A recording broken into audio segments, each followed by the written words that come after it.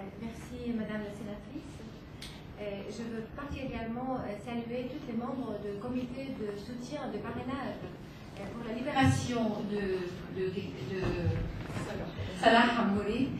Et voilà que ce comité qui représente des personnalités de toutes les tendances politiques françaises, je trouve que c'est impressionnant, vous êtes vraiment un peuple qui lutte pour la justice et pour la liberté des peuples.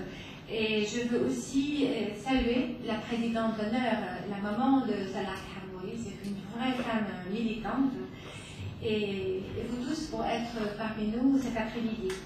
Madame la sénatrice, vous avez bien présenté le cas de Salah Hamouri, mais vous l'avez très bien dit, vraiment c'est l'histoire de la plupart des jeunes palestiniens, de la jeunesse palestinienne.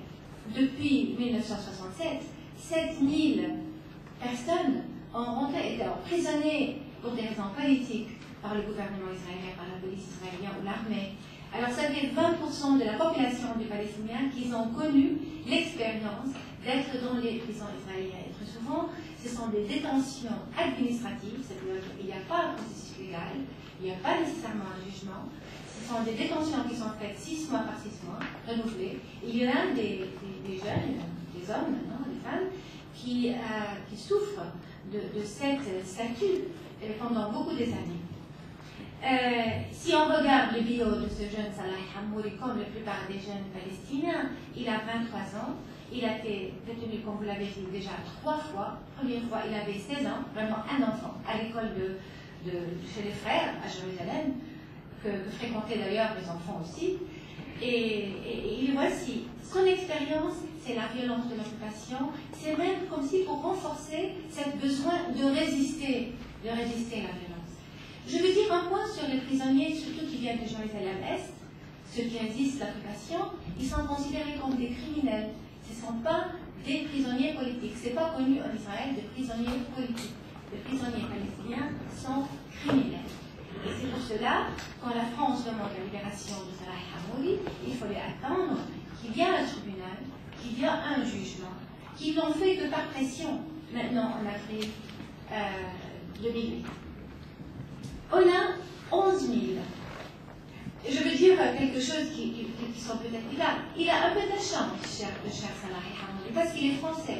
S'il n'était que palestinien, son sort sera celle de 11 600 Palestiniens. Parmi eux qui sont dans les prisons pendant 30 ans ou même plus, parmi eux il y a des malades, des handicapés, des aveugles, et qui demandent leur libération. Les prisonniers palestiniens, parmi eux, il y a d'abord, ils souffrent d'une situation qui est très grave. Ils sont maltraités, ils sont régulièrement humiliés, et il faut voir les rapports de 3 jours sur ces questions-là. Ils sont torturés. Il y a 9 000 qui viennent de Gaza, mais 10 000 qui viennent de la Jordanie, de la Cisjordanie, 520 de Jérusalem-Est, 140 sont des Palestiniens d'Israël, dans la frontière de 1948. Il y a 46 qui sont jordaniens, libanais ou autres. Il y a des cas de négligence médicale très sérieux dans les prisons israéliennes pour les prisonniers palestiniens. Il y a des délais pour l'assistance médicale. Il y a 1400 qui sont très malades, avec de maladies de cancer, de cœur, de diabète et autres. 500 ont besoin d'intervention chirurgicale immédiate et ils souffrent régulièrement encore sans avoir ces interventions. 150 sont des situations très très graves. Il y a des handicapés, il y a des aveugles.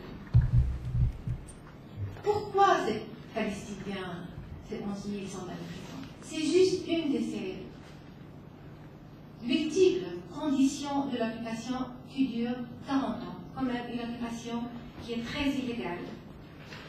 On parle des résistants palestiniens, sont des extrémistes, sont des terroristes.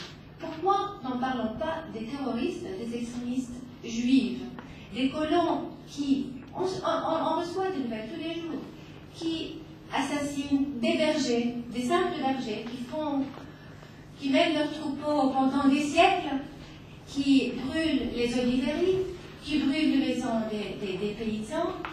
C'est une des conditions de cette occupation. L'organisation qui continue, malgré il y a 1 an dans ce processus où la colonisation devait être complètement gelée, la colonisation a doublé pendant cette année. L'humanitaire, aujourd'hui c'est la journée mondiale de l'alimentation. C'est le droit de toute personne d'avoir l'alimentation nécessaire pour son survie. Gaza est complètement assiégée il y a très longtemps, avec 80%, même plus de la population qui vit sous la seuil de pauvreté.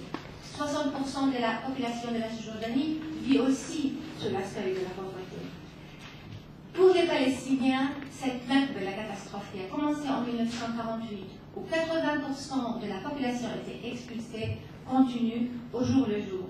Je suis ravie, je suis honorée qu'on a parmi nous aujourd'hui Stéphane Hessel, qui va nous parler de la justice, mais qui va nous parler aussi de droit